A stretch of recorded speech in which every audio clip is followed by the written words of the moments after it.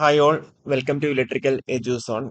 Basically ഈ ഒരു video നമ്മൾ ചെയ്യണം എന്ന് വിചാരിച്ചിട്ടുണ്ടായിരുന്ന കാര്യമല്ല. കാരണം എന്താന്ന് വെച്ച് കഴിഞ്ഞാൽ നമ്മൾ KSB വർക്കറിന്റെ കേസിനെ പറ്റിയിട്ട് കുറേ പേർക്ക് ഇതിനെ പറ്റി അറിയുന്നുണ്ടായിരുന്നില്ല. അവർ കൃത്യമായിട്ട് പഠിക്കുമായിരുന്നു. അതേപോലെ കൃത്യമായിട്ട് അവരുടെ സ്റ്റഡീസും കാര്യങ്ങളൊക്കെ ആയിട്ട് മുന്നോട്ട് പോകുന്നതായിരുന്നു ഉണ്ടായിരുന്നത്.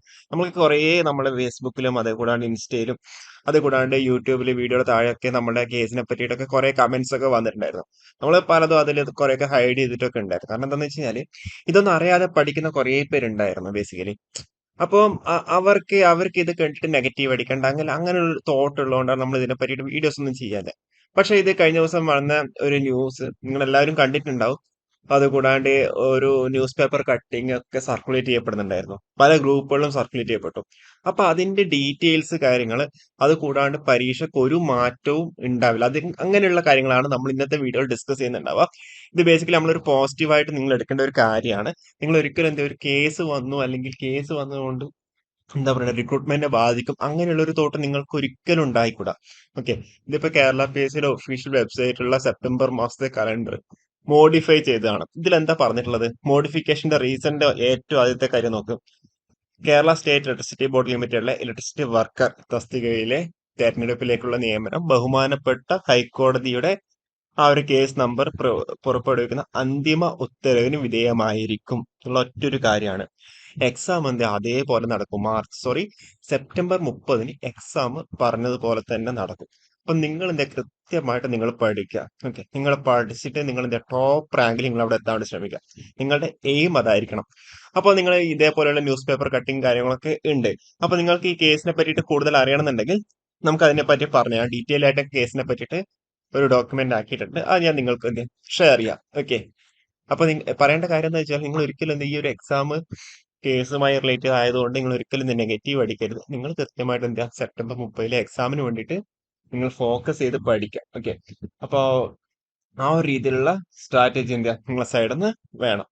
അപ്പൊ കേസിന്റെ ഡീറ്റെയിൽസിലേക്ക് പോവാം. അപ്പൊ ഇതാണ് നമ്മളുടെ കേസിന്റെ ഡീറ്റെയിൽസ്. നമ്മൾ ബഹുമാനപ്പെട്ട കേരള ഹൈക്കോടതിയിലെ 177/19/2026 എന്നുള്ള 177/19/2026 എന്നുള്ള രീതിയിലാണ് കേസ് ഫയൽ ചെയ്തേക്കുന്നത്, കേസ് സ്വീകരിച്ചേക്കുന്നത്.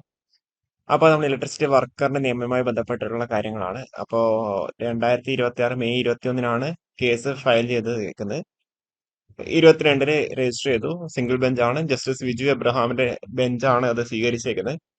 KCBയിലെ സർവീസ് വിഷയവുമായി ബന്ധപ്പെട്ടാണ് കേസ് ഉള്ളത്. ഓക്കെ, ഒഴിവുകൾ റിപ്പോർട്ട് ചെയ്യുന്നതുമായി ബന്ധപ്പെട്ട വിഷയമാണ് ഉപവിഭാഗമായിട്ട് കൊടുത്തുള്ളത്. ഇതിൽ പ്രതികളായിട്ട് പറഞ്ഞത് കേരള സർക്കാർ, Kerala state electricity board, Kerala public service commission എന്നുള്ള രീതിയിലാണ്. അപ്പൊ കഴിഞ്ഞ വീക്ക് ജൂലൈ 6 ഇതിന്റെ ഒരു ഹിയറിംഗ് നടന്നിട്ടുണ്ടായിരുന്നു. പക്ഷെ അതിന്റെ ഡാറ്റ നമുക്ക് അവിടെ കിട്ടിയിട്ടില്ല. അപ്പൊ ഇതില് മെയിൻ ആയിട്ട് കേസിന്റെ പശ്ചാത്തലം എന്ന് പറഞ്ഞാൽ 2019 എന്താ വേണ്ടത്, നമ്മളവിടെ ഹർജിക്കാരുടെ ഡീറ്റെയിൽസ് ഒന്നും നമ്മളവിടെ ആഡ് ആക്കിയിട്ടില്ല. അതുകൊണ്ട് നമ്മളവിടെ അത് മാർക്ക് ചെയ്തേക്കുന്നത്. 2019 ഒരു കേസ് ഫയൽ ചെയ്തിട്ടുണ്ടായിരുന്നു. അപ്പൊ അതില് എന്താ പറയുക, തൃശ്ശൂർ ജില്ലയില് ഇലക്ട്രിസിറ്റി വർക്കർ ഉദ്യോഗാർത്ഥികളായിരുന്ന കുറച്ച് പേർക്ക് എന്താ ചേർന്നാണ് അവിടെ ഒരു കേസ് ഫയൽ ചെയ്തേക്കുന്നത്. ആ ഒരു സമയത്ത് അവിടെ നമ്മൾ കുറെ വീഡിയോ ചെയ്തിട്ടുള്ളതാണ്. കരാർ തൊഴിലാളികളുടെ നിയമനവുമായി ബന്ധപ്പെട്ടിട്ട് എന്താ 4ാം ക്ലാസ് പാസ്സായിരിക്കണം എന്നായിരുന്നു ഉണ്ടായിരുന്നത്. പക്ഷെ 10ാം ക്ലാസ് പാസ്സായ കുറെ പേര് എന്ത് ചെയ്തു, അവിടെ ആം, യോഗ്യത നേടിയിട്ട് എന്താ പറയണ്ടേ ജോലിയിൽ കയറിയിട്ടുണ്ടായിരുന്നു, അല്ലെങ്കിൽ റാങ്ക് ലിസ്റ്റിൽ ഉൾപ്പെട്ടിട്ടുണ്ടായിരുന്നു. അപ്പോ ജില്ലാതല റാങ്ക് ലിസ്റ്റിൽ തെരഞ്ഞെടുപ്പെട്ട അതേപോലെ ജില്ലാതല റാങ്ക് ലിസ്റ്റിൽ നിന്ന് തെരഞ്ഞെടുക്കപ്പെട്ട ചിലരെ മറ്റ് ജില്ലകളിൽ നിയമിച്ചതിലൂടെ അത് ആ ജില്ലയിലെ PSC റാങ്ക് ലിസ്റ്റിലുള്ള ഉദ്യോഗാർത്ഥികൾ ലഭിക്കേണ്ട ഒഴിവുകൾ നഷ്ടപ്പെട്ടതായും കോടതി കണ്ടെത്തി. അപ്പൊ അതിനെ ബേസ് ചെയ്തിട്ടാണ് 2026 ജനുവരി വിധിയിലെ പ്രധാനപ്പെട്ട നിർദ്ദേശങ്ങൾ. ഇതിലെ 624 ഉദ്യോഗാർത്ഥികളെ ലിസ്റ്റിൽ നിന്ന് ഒഴിവാക്കണമെന്നും അതുകൂടാണ്ട് ഇന്റർ ഡിസ്ട്രിക്ട് അതായത് ജില്ല തിരിച്ച് കൊടുക്കുന്നതിന് പകരം മാറ്റങ്ങൾ അവിടെ വന്നിട്ടുണ്ടായിരുന്നു. അത് പ്രകാരം 248 ഒഴിവുകൾ പഴയ PSC റാങ്ക് ലിസ്റ്റ് ഉദ്യോഗാർത്ഥികൾക്ക് തിരികെ നൽകണം എന്നുള്ളതായിരുന്നു പ്രധാന നിർദ്ദേശങ്ങൾ. അപ്പൊ പഴയ റാങ്ക് ലിസ്റ്റിൽ നികത്തേണ്ട ഒഴിവുകൾ ഇപ്രകാരമാണ്. 248 എന്ന് പറയുമ്പോൾ ഈ ഒരു രീതിയിലാണ് പഴയ റാങ്ക് ലിസ്റ്റിൽ നിന്ന് നികത്തപ്പെടേണ്ട ഒഴിവുകൾ. അപ്പോൾ ഇതനുസരിച്ചിട്ടാണ് ഇവർ പുതിയതായിട്ടുള്ള കേസ് ഫയൽ ചെയ്തേക്കുന്നത്. ഓക്കെ, 2026 കേസ് ഫയൽ ചെയ്തേക്കുന്നത്. അതായത് ഈ 248 ആണല്ലോ ടോട്ടൽ നികത്തേണ്ടത്, പഴയ റാങ്ക് നികത്തേണ്ടത്. അതിലെ തൃശൂർ ജില്ലയിലെ 123 ഒഴിവുകൾ സംബന്ധിച്ച് കോടതി നിർദ്ദേശം നടപ്പാക്കണം എന്നുള്ളതാണ് അവരുടെ പ്രധാനപ്പെട്ട ആവശ്യം.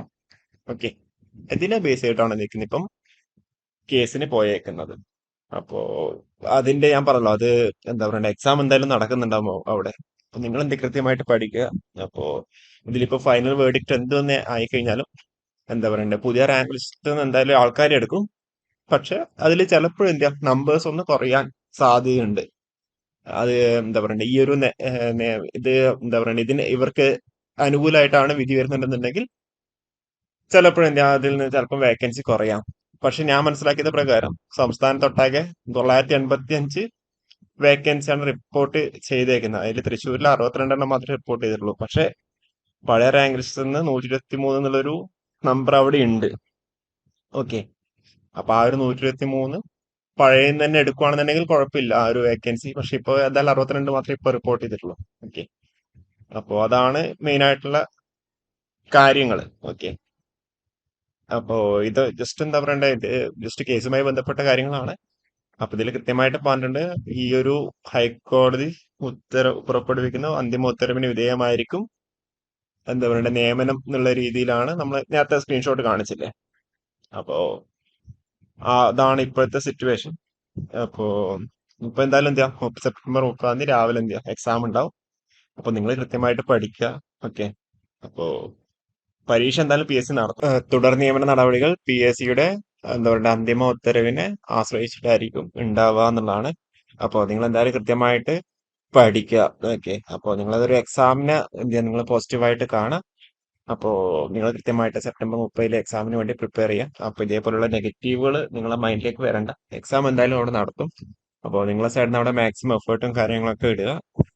അതേപോലെ ടോപ്പ് റാങ്കിൽ എത്താൻ വേണ്ടി ശ്രമിക്കുക. ഓക്കെ. അപ്പോൾ കൂടുതൽ വീഡിയോസ് ആയിട്ട് വീണ്ടും വരാം. Okay, thank you.